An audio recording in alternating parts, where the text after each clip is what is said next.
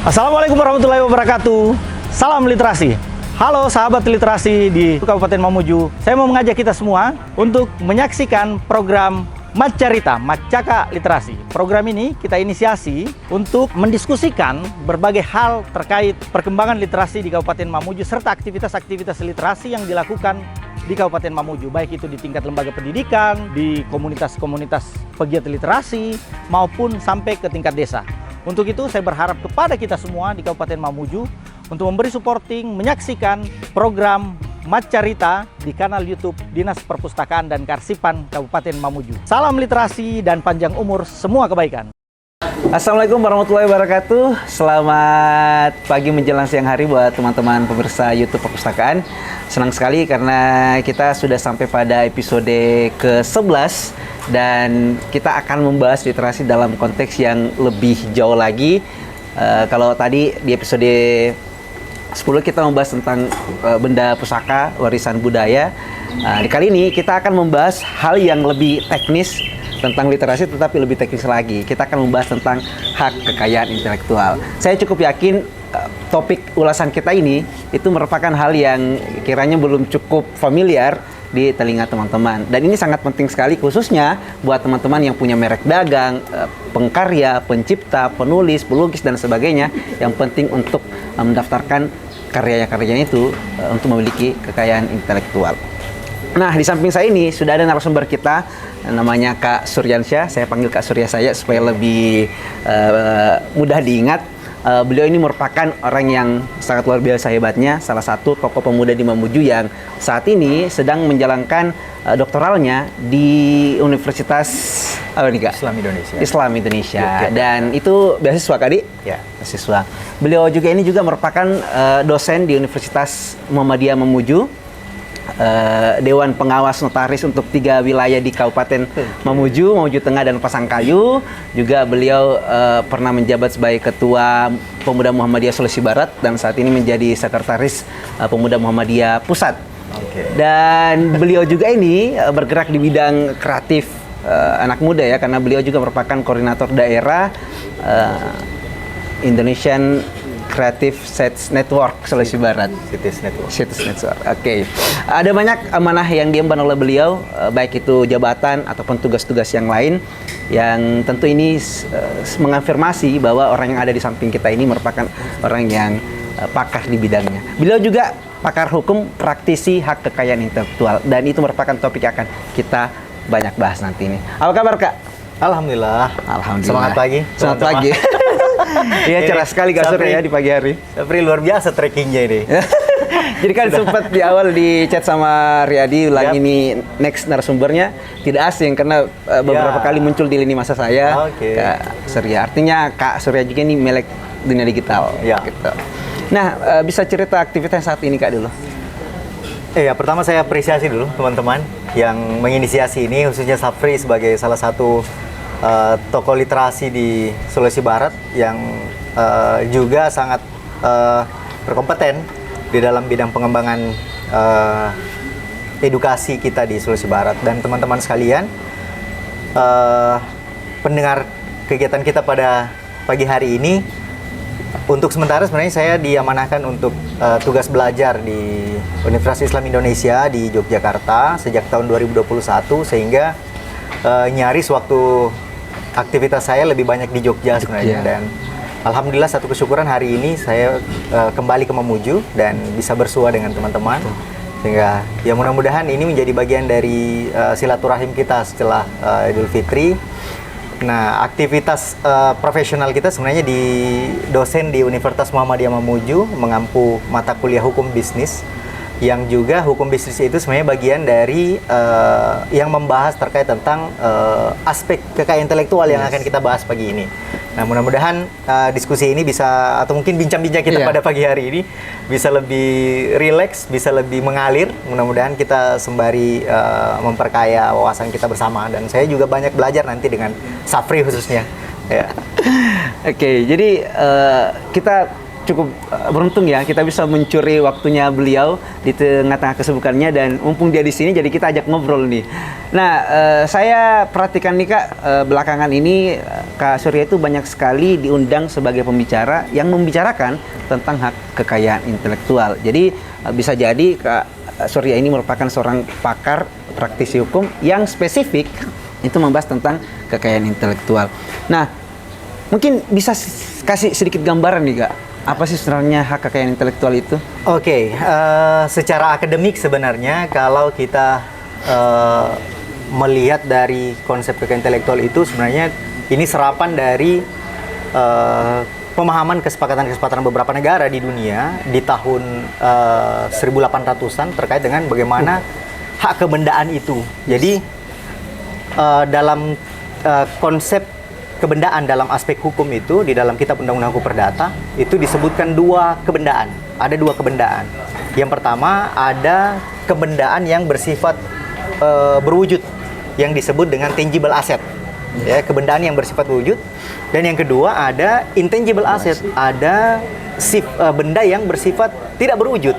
Nah, sejauh ini rekan-rekan sekalian itu lebih banyak memahami bahwa sesuatu hal yang berharga itu hanya yang bersifat berwujud. Wujud, fisik. Contoh misalnya, kita selalu bermimpi, bercita-cita ingin sejahtera dengan adanya aset berupa tanah dan ada aset berupa emas. Yes. Kan lazimnya kan begitu. Betul. Kita seperti itu. Nah, ternyata saya membacanya, di dalam kehidupan kita ini memang ada satu benda yang justru semakin potensial ke depan. Apa itu benda yang tidak berwujud? Apa itu? Adalah kekayaan intelektual, yakni kebendaan yang bersumber dari ide, kreativitas yang berwujud menjadi karya. Nah, sehingga kekayaan intelektual itu sebenarnya lebih secara umum bisa kita pahami bahwa kekayaan intelektual itu adalah segala sesuatu yang bersumber dari ide, olah pikir manusia yang berupa kreativitas seseorang yang menghasilkan sesuatu. Apakah itu karya cipta, apakah itu merek, apakah itu paten, apakah itu desain industri, apakah itu rahasia dagang, dan berbagai hal yang akan kita bahas ulas nanti secara spesifik di dimensi aspek kekayaan intelektual itu. Nah, itu kita spill sedikit ya. Ini menjadi pembahasan yang sangat menarik dan sangat penting. Apalagi sekarang kita hidup dalam industri kreatif nih, era digital, di mana semua orang itu menjadi konten kreator, di mana semua orang bisa menghasilkan menggunakan telepon genggam. Jadi buat para pengkarya, buat para pencipta, itu penting sekali untuk mengikuti diskusi kita hari ini. Tapi ngomong-ngomong nih Kak, apa sih momen yang membuat Kak Surya tiba-tiba merasa bahwa penting nih untuk kita membahas satu aspek hukum spesifik hak kekayaan intelektual dalam membentuk identitas Kak Surya? Karena saya perhatikan di media sosialnya hampir sebagian besar itu ketika diajak atau diminta untuk menjadi pembicara itu membahas aspek ini. Sebenarnya saya baru sadar itu ketika kuliah. Saya S1-nya itu di Fakultas Hukum Universitas Muslim Indonesia di Makassar. Satu alma mater itu. Iya. Ternyata satu alma mater. Jadi di tahun 2007, itu di 2007 waktu kuliah, itu semua teman-teman di fakultas itu semua berpikir bahwa hukum itu hanya terbagi dari 3 hal. Ya, dari konsentrasinya teman-teman di fakultas itu ada yang membahas terkait tentang hukum tata negara, kemudian ada perdata dan pidana. Saya berpikir tersentak ketika ada satu peristiwa ketika kami berkunjung ke salah satu pasar terbesar di Makassar. Itu ada pasar grosir yang besar di Makassar, di Pasar Butung. Iya. Itu saya bersama teman-teman pas ada razia. Dulu itu waktu tren-trennya ada baju C59, yes. ada baju IB. Yeah. Ya. Ternyata di pasar grosir Pasar Butung itu ada razia pakaian yang menduplikasi merek-merek C59 itu. Pakaian KW. Pakaian KW. Ya, dulu kan belum terlalu tren itu kan, belum terlalu tren ada plagiasi, ada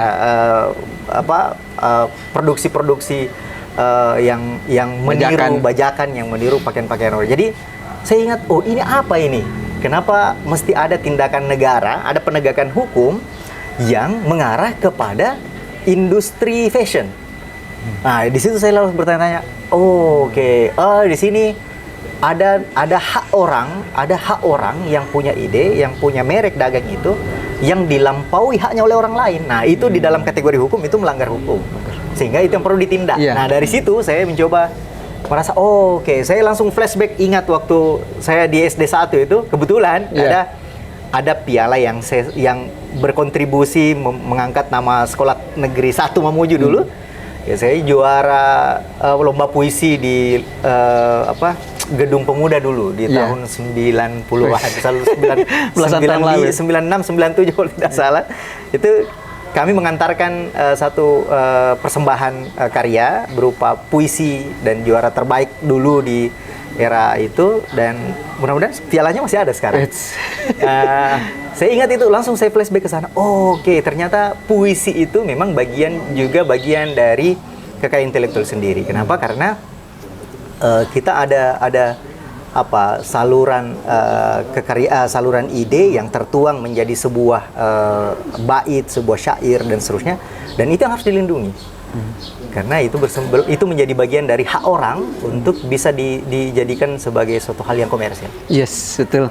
Apalagi dia lahir dari banyak orang yang mengatakan bahwa menjadi penulis itu mudah, tinggal nulis. Banyak orang bilang jadi pembicara itu mudah, tinggal bicara. Yang tidak ditahu prosesnya itu loh. Prosesnya itu loh untuk menuju ke situ. Saya juga sadar pasti itu kalau bagaimana menulis buku. Dalam satu paragraf saja butuh berapa waktu, Ki? Butuh berapa waktu kita untuk butuh bergelas-gelas satu kopi. paragraf. butuh banyak kopi yang baru satu paragraf, Pak. Betul. Dalam satu buku itu ada 100 halaman minimal. Kalau dalam kaidah akademik itu kalau buku referensi itu minimal 60 halaman. Betul. Nah, dalam satu halaman saja kita butuh berapa banyak? Belum lagi kalau kita disertai referensi yang banyak kalau buku akademik. Mana seru. Nah, itu belum mana ada aktivitas-aktivitas lain yang bisa mengalihkan konsentrasi terhadap karya yang kita punya. Jadi betapa sakitnya itu ketika seorang penulis itu dibajak bukunya, karena proses untuk membuat bukunya itu sulit. Itu jadi penting.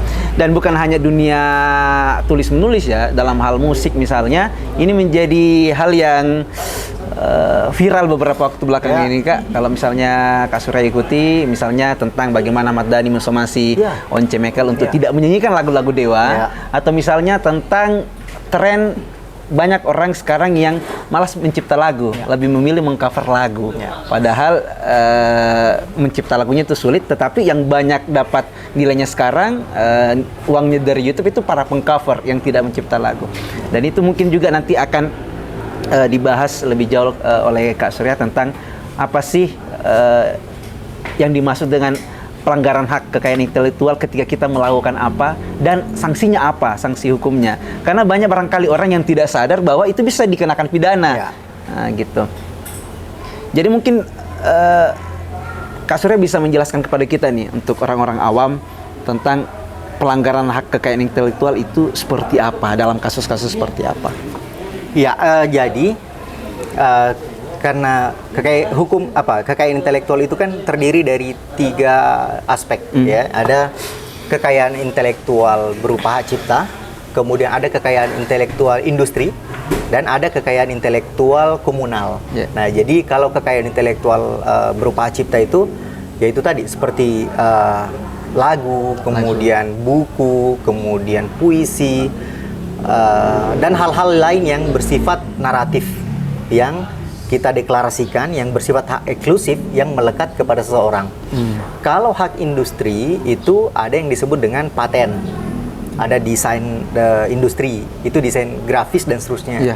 Nah, sehingga model hal kecil saja berupa paten, berupa benda, temuan kita, kalau kita memikirkan, oh ternyata di dalam cangkir ini misalnya, di dalam cangkir ini kita butuh kemudahan supaya bisa mengangkatnya.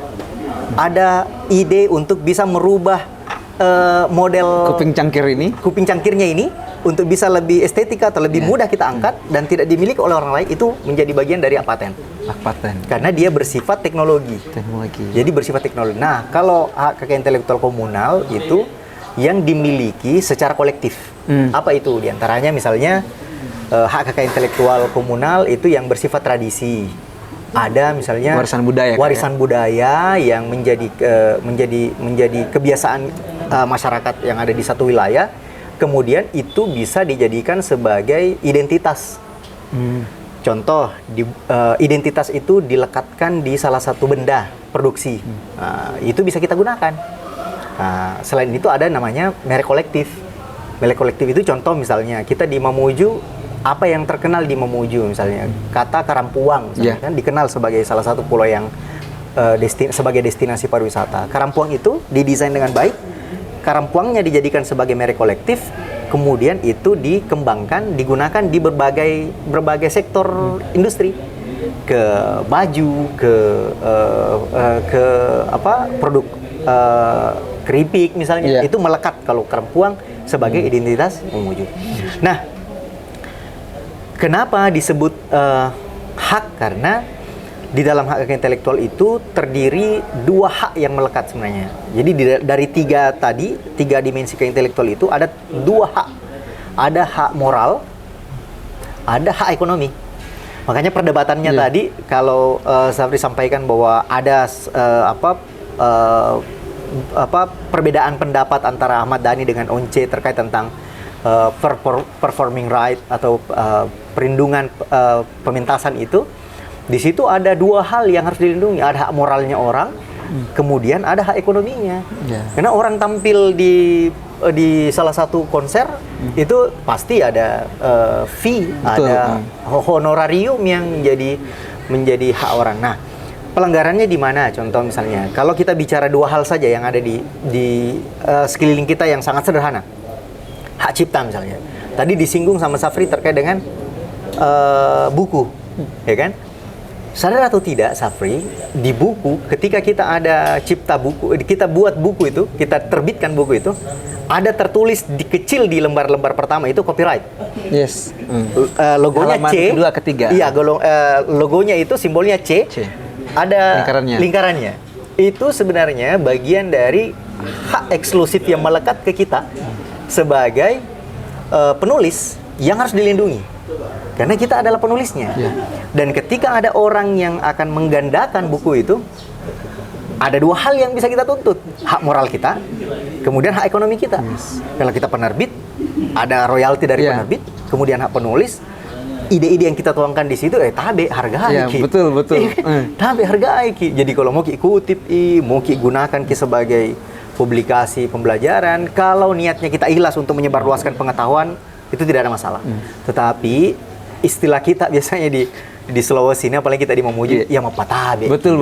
Mapatabe ki. Apa salahnya kalau kita sampaikan memberitahu bahwa tabe saya minta izin mau gunakan ini gitu. Nah, sehingga itu salah satu.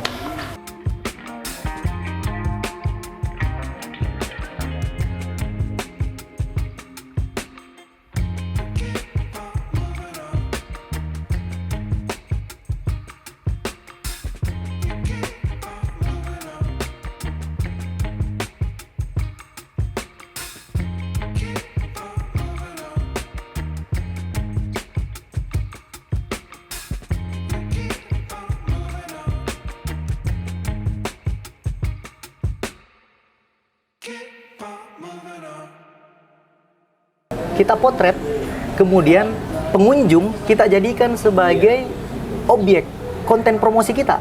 Nah, itu juga sebenarnya di bagian dari ketentuan yang diatur di dalam Undang-Undang Hak Cipta. Karena di pasal 115 itu juga bagian dari terkait dengan hak orang untuk mendapatkan perlindungan.